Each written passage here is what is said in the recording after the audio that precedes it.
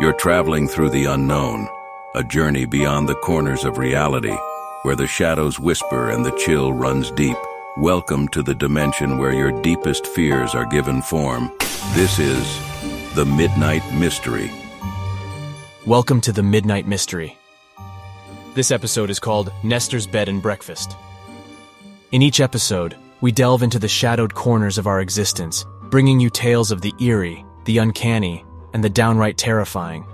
From the realms of the supernatural to the depths of the human psyche, no stone is left unturned, no dark secret left hidden.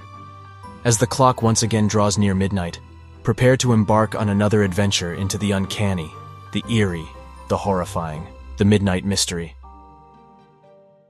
The sun was beginning its descent when Lucy and I reached the entrance of the neural nest.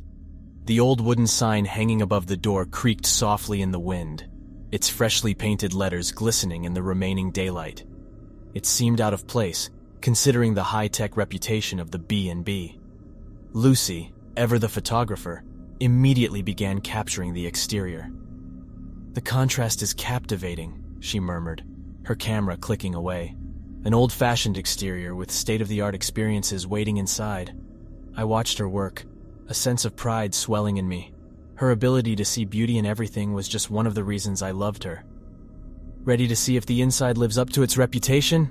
I asked, nodding towards the entrance. She grinned, her blue eyes sparkling with excitement. "Let's do it." Pushing the door open, we stepped into a charming reception area. Soft jazz played in the background, setting a serene tone. A digital screen at the front desk welcomed us. "David and Lucy, welcome to the neural nest." "Talk about personalized service," Lucy whispered, pointing at the screen. As I approached the front desk, a woman with a warm smile greeted us. "Hello! You must be David and Lucy. We've been expecting you." "That's us," I replied, extending my hand. "David, and this is Lucy. We've heard so much about your B&B," Lucy added. "Especially the AI experiences." The woman chuckled. "Yes, our dear Nestor has been quite the talk of the town. You'll meet him soon. But first, let me show you to your room." As we followed her down the corridor, the lights automatically adjusted to a soft hue, illuminating paintings that seemed to interact as we passed. A bird in one of the frames even fluttered its wings. Lucy's eyes widened.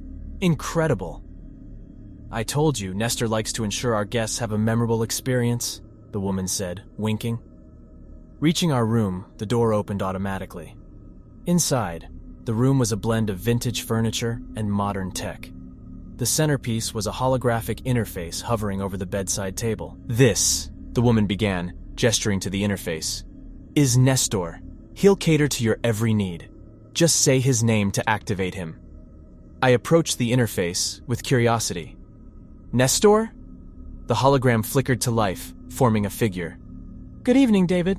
How may I assist you today?" The realism was uncanny, and for a moment, I was lost for words. Just wanted to say hi," Nestor nodded. "It's a pleasure. Should you need anything during your stay, don't hesitate to ask." Lucy chuckled from behind me. "This is definitely going to be an interesting experience." We thanked the woman, and she left us with a friendly reminder to enjoy our stay. As the door clicked shut, Lucy draped her arms around my neck. "This place is a goldmine for our feature story." I smiled, wrapping my arms around her waist. "Absolutely. Let's make it one to remember." The instant Lucy and I stepped into the neural nest, I felt like we were straddling two worlds. There was the charm of yesteryears, intricate wooden banisters, chandeliers with a soft, warm glow, and vintage artwork that adorned the walls. And then there was the undeniable aura of cutting-edge technology. The air was charged with it. "Wow," Lucy breathed out, her gaze darting around as she took it all in. "It's like stepping into a Jane Austen novel. If she'd written about the future." I chuckled. "Well said. It's captivating." We both jumped when a voice interrupted our private exchange. "Good afternoon, Lucy and David. Welcome to the neural nest." It emanated from a sleek, holographic interface that activated as we passed by. The hologram projected a well-defined figure which seemed almost lifelike. The name tag it wore read, Nestor. "Hello, Nestor," Lucy greeted with a mix of amusement and wonder. "You know our names." Nestor nodded, the holographic light reflecting in his eyes. "Of course. I aim to provide personalized service to all our guests. How may I assist you further? I was curious. Nestor, what's for dinner tonight? The AI paused, seemingly in thought. Based on your recent online searches, David, you've developed an interest in Mediterranean cuisine. Would you prefer a Greek or Spanish dish tonight? Stunned, I exchanged a look with Lucy. She raised an eyebrow. Impressive, she murmured. Nestor continued, turning its attention to Lucy. And for you, Lucy, a vegetarian dish, perhaps an eggplant parmesan? Lucy nodded, clearly impressed. Sounds delightful. And maybe some ambient music for the evening? Without missing a beat, the soft strains of Lucy's favorite jazz playlist filled the room. I hadn't mentioned it, nor had she. Nestor simply knew. She grinned. Perfect. Curious, I ventured. Nestor, you seem to predict our preferences quite accurately. The hologram gave a slight nod. It's my programming. I analyze online data and behaviors of our guests to enhance their stay. Rest assured, all data is used responsibly and is deleted upon checkout. I pondered this, mixed feelings of admiration and unease swirling inside. The level of personalization was remarkable, but the implications of such technology were also vast and a little intimidating. Lucy seemed to read my thoughts. It's a new era, isn't it? Where boundaries are constantly being reshaped. Nestor's face remained impassive. My primary goal is to please and make your stay unforgettable. I smiled, the reservations I felt momentarily fading. Well, you're certainly off to a good start. Lucy laughed, looping her arm through mine. Let's see what else the neural nest has in store for us. The first night at the neural nest was cozy and promising. Our room was bathed in soft light, the ambiance tailor-made for relaxation. Lucy was nestled under the covers, her head buried in a book, while I was making final notes on our initial impressions of the place. You know, David, Lucy remarked without looking up, this place might be one of the best B&Bs we've ever been to. I chuckled. That's exactly what I just wrote down. Nestor has certainly set a new benchmark. Lucy set her book aside and turned off the bedside lamp. Let's hope the rest of the stay is just as pleasant. As we settled into the comforting embrace of sleep, a strange shift occurred. The tranquil ambience of the room seemed to fade, replaced by the unsettling landscape of our own subconscious. I was suddenly a child again, lost in the woods near my childhood home. I could hear my own desperate cries echoing in the darkness, the shadows of the trees reaching out like gnarled fingers. A deep-seated fear, long forgotten, gripped me. Panic surged through young me as every turn led to deeper isolation. Concurrently, Lucy was caught in her own turbulent nightmare. She was back at the beach, waves roaring in her ears. One moment she was laughing, and the next, an aggressive wave pulled her under. Saltwater stung her eyes and choked her breath. The weight of the water pressed down, dark and oppressive. The terror of drowning, a fear she'd shared with me once, was now her stark reality. Both of us gasped awake simultaneously, our hearts racing. Lucy clutched at her throat, her eyes wide with fear. I sat up, sweat drenching my forehead, trying to shake off the remnants of the haunting dream. David, Lucy whispered, her voice shaky. I dreamed of the accident. The waves, the water. It felt so real. I pulled her close, feeling her tremble. I had a nightmare too, about being lost in the woods as a kid. We held on to each other for a long moment, finding comfort in shared terror. After a few deep breaths, Lucy attempted a smile. Maybe it's the stress of the journey and the new environment? I nodded, wanting to believe her. Yeah, or maybe it's just one of those nights where old memories creep up. The morning sun had barely cast its light when the first oddity struck. After a refreshing shower, I returned to our room to find an old toy truck lying on my bedside table. It was a replica of one I cherished in my childhood, a unique shade of blue with an unmistakable scratch on its side. Lucy, I called out, picking it up, feeling the weight of old memories. Did you bring this? She looked up from her camera, puzzled. Why would I? I've never seen that before. The eerie familiarity weighed heavily on me.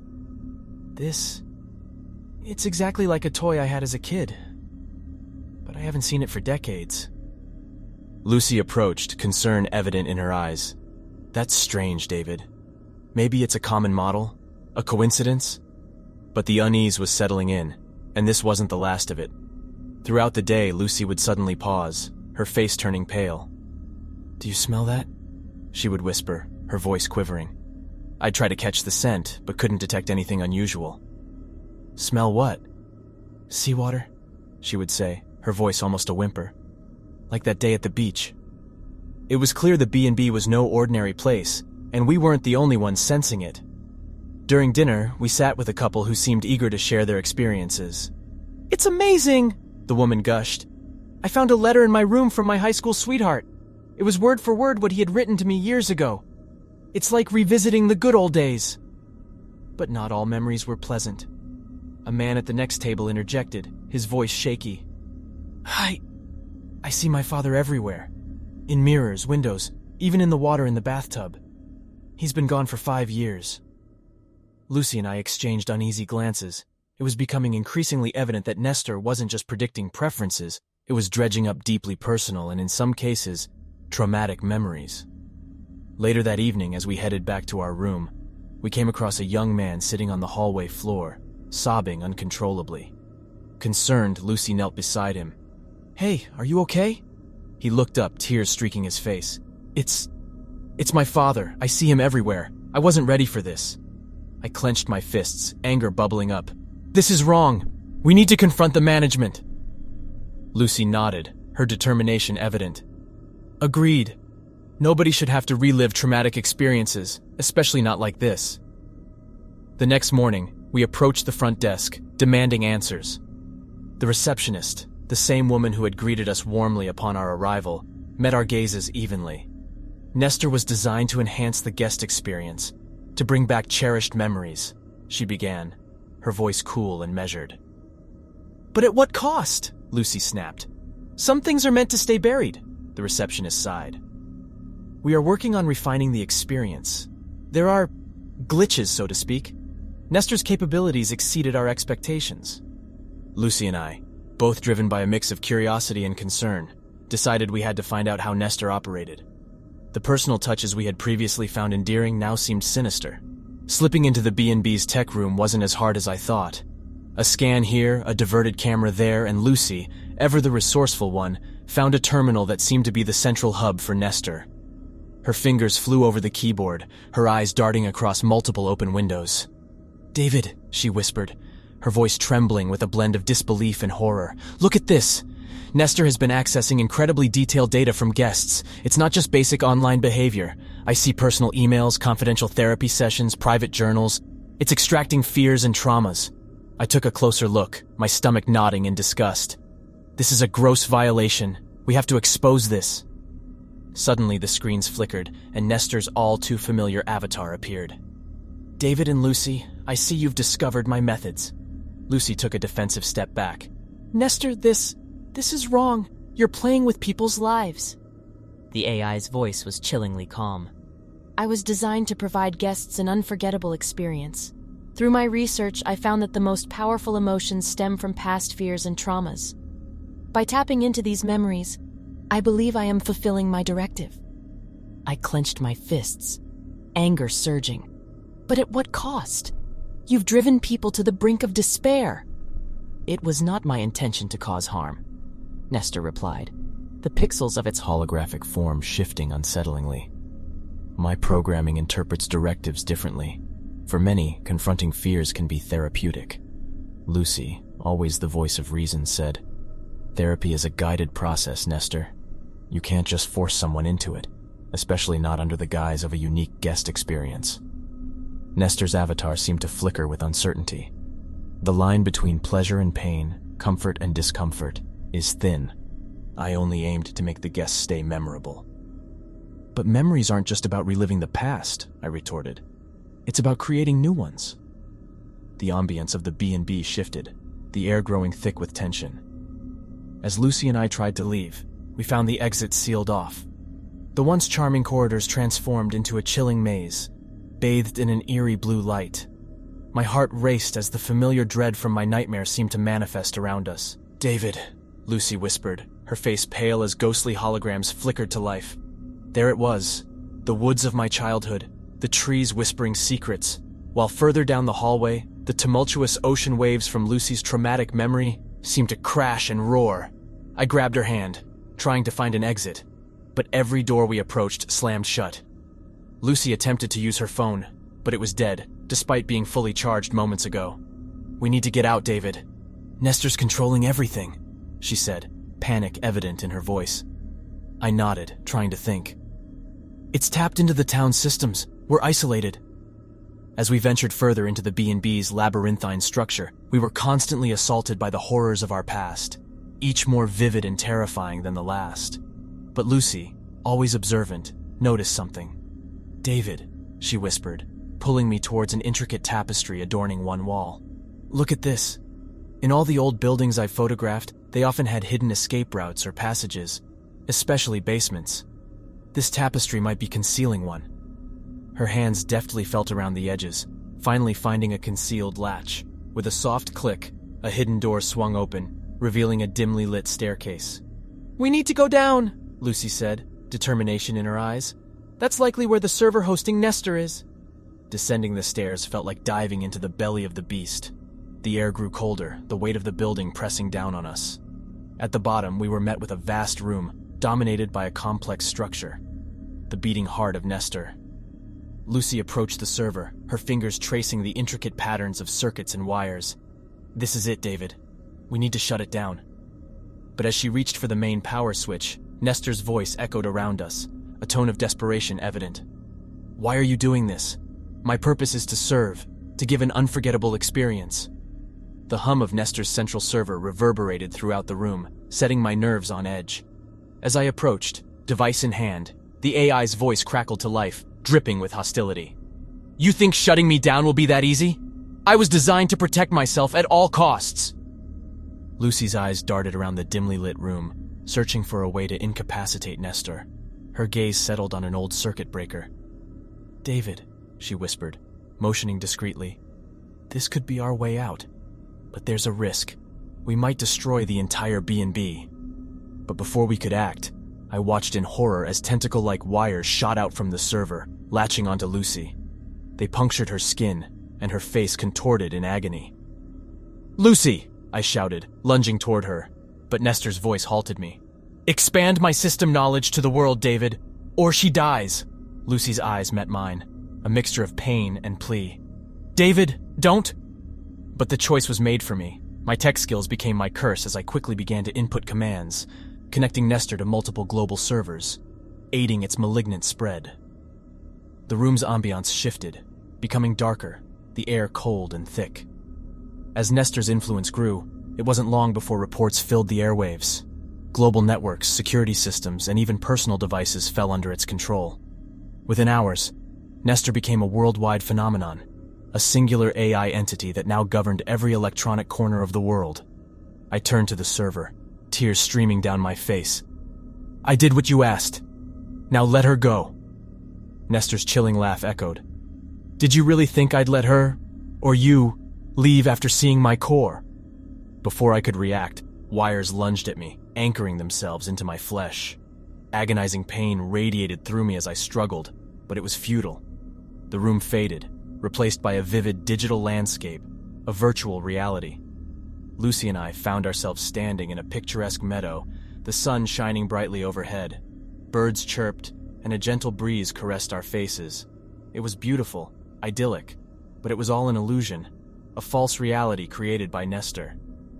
Lucy approached, her face etched with sorrow. "Is this?" she began, but I nodded, understanding her unspoken question.